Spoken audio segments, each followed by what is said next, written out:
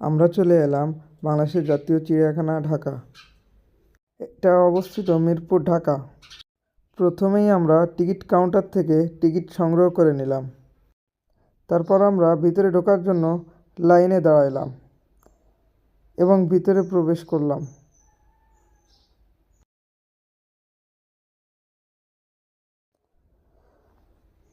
প্রবেশের পর ডান সাইডে একটা তথ্য কেন্দ্র এবং বাঁ সাইডে হরিণের বাসস্থল দেখতে পেলাম।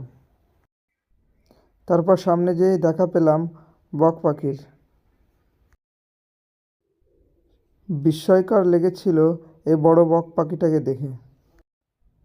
সামনে যেতেই দেখা মিলল বাঘ মামার সাথে, আমাদের জাতীয় পশু রয়্যাল বেঙ্গল টাইগার। বাচ্চার বাবা মারা তার সন্তানকে দেখাচ্ছে আমাদের জাতীয় পশু রয়্যাল বেঙ্গল টাইগার।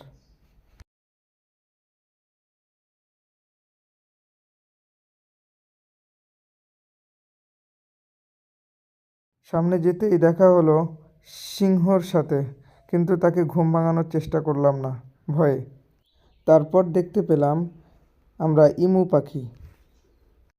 ইমু পাখির ডাকটা খুবই সুন্দর। ইমু পাখির ডাক শোনার পর আমরা চলে এলাম সাদা ময়ূরের কাছে। তারপর চলে এলাম আমাদের চেনা সেই ময়ূরের কাছে। তারপর চলে এলাম জিরাফ ভাইয়ের কাছে। তাকে দেখার জন্য আমাকে উপরে উঠতে হলো। সামনে এগোতেই দেখা হলো জেব্রার সাথে,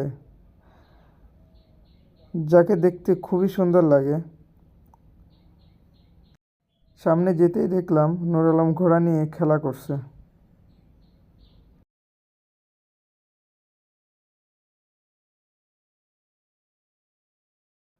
এটির নাম কমন ইল্যান্ড বা সাউদার্ন ইল্যান্ড নামেও পরিচিত। এটি পূর্ব ও দক্ষিণ আফ্রিকায় পাওয়া যায়।